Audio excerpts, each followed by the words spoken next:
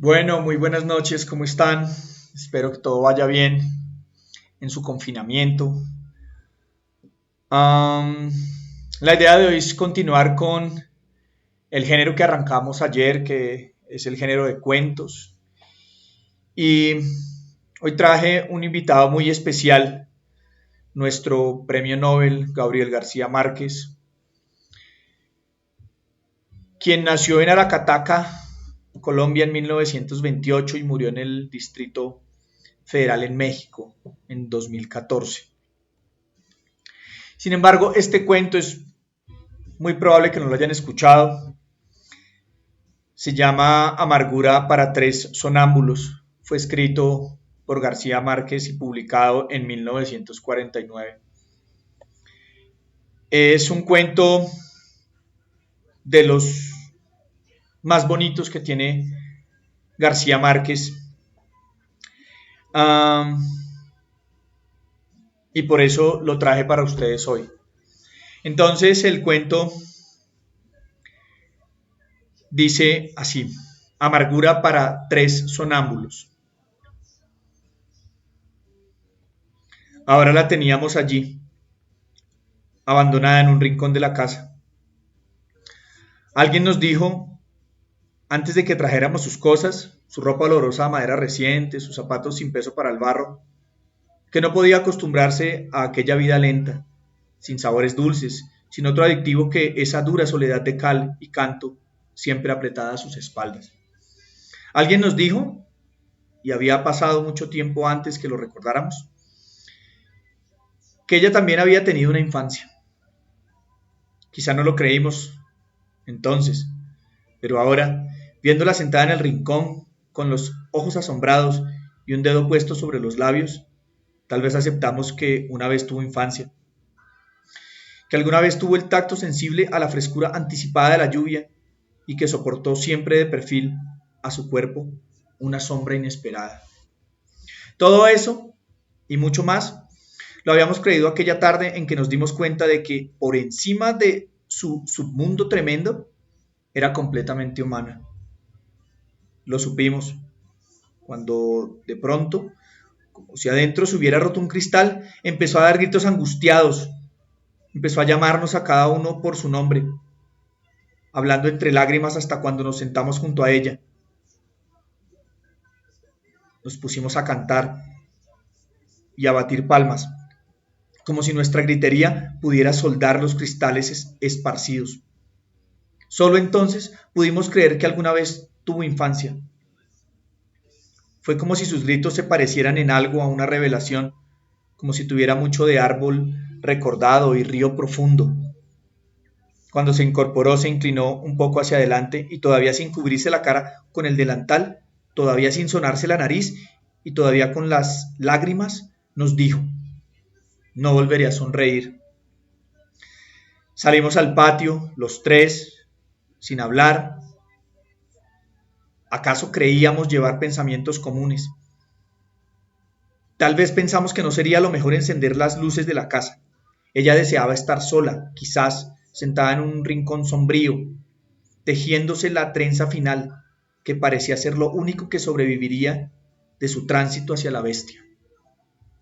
Afuera en el patio, sumergidos en el profundo vaho de los insectos, nos sentamos a pensar en ella. Lo habíamos hecho otras veces.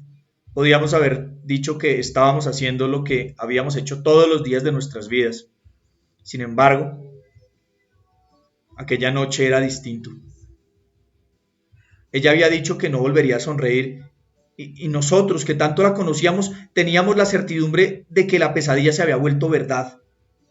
Sentados en un triángulo la imaginábamos allá adentro, abstracta, incapacitada, hasta para escuchar los innumerables relojes que medían el tiempo marcado y minucioso en que se iba convirtiendo en polvo.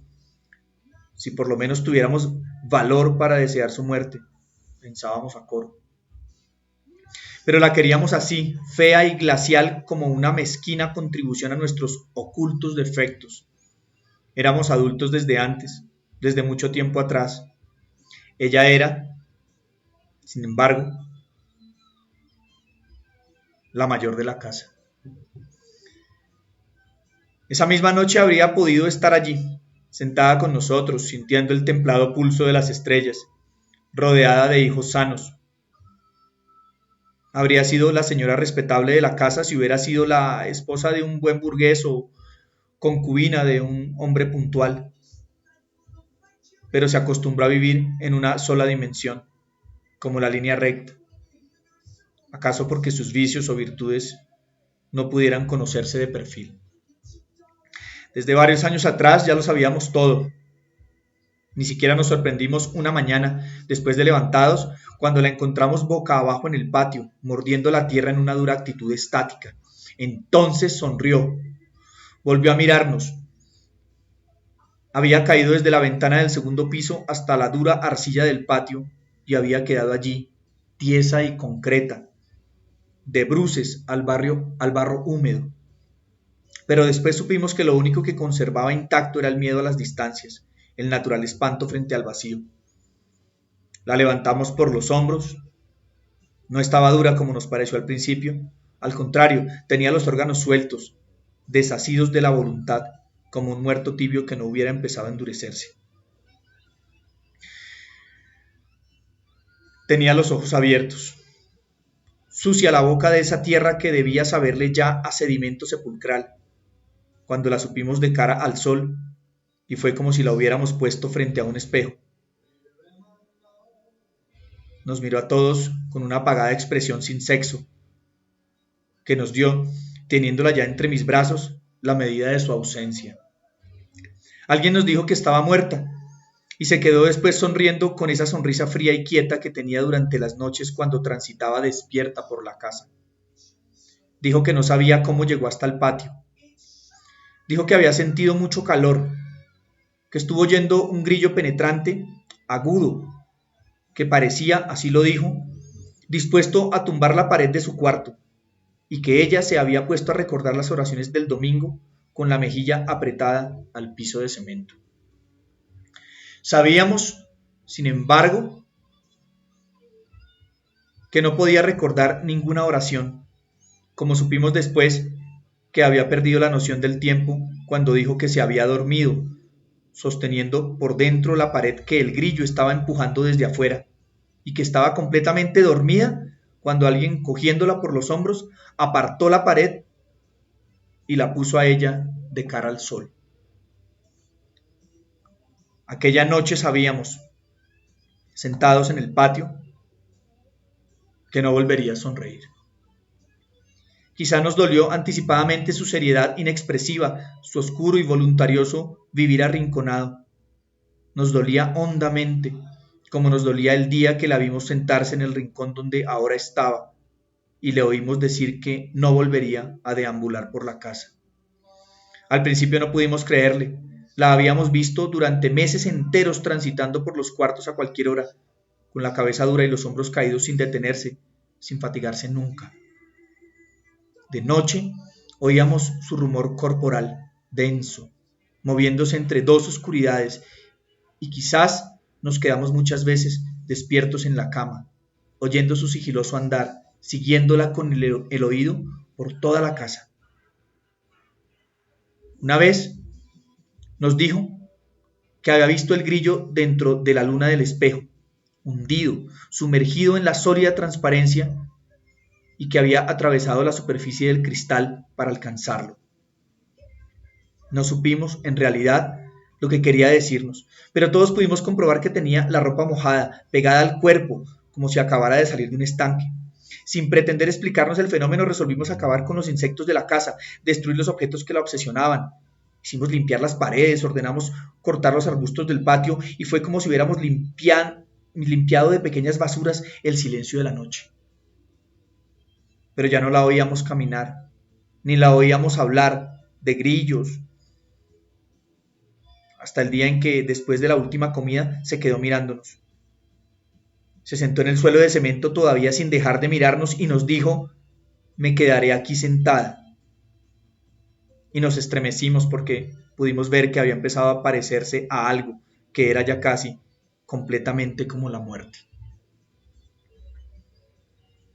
De eso hacía ya mucho tiempo y hasta nos habíamos acostumbrado a verla allí, sentada con la trenza siempre a medio tejer, como si se hubiera disuelto en una soledad y hubiera perdido, aunque se le estuviera viendo, la facultad natural de estar presente.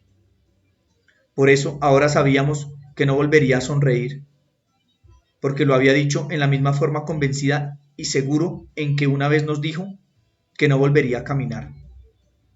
Era como si tuviéramos la certidumbre de que nada más tarde nos diría no volveré a ver o quizá no volveré a oír, y supiéramos que era lo suficientemente humana para ir eliminando a voluntad sus funciones vitales y que espontáneamente se iría acabando sentido a sentido, hasta el día en que la encontráramos recostada a la pared como si se hubiera dormido por primera vez en su vida.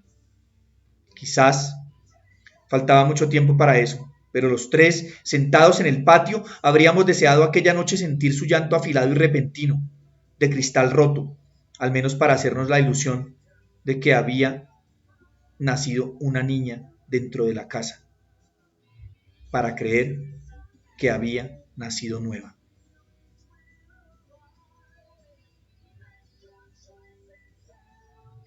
Ese es el bellísimo cuento de García Márquez que tenía para ustedes hoy, Amargura para tres sonámbulos, no lo olviden, 1949. Gracias por escuchar y nos vemos otro día.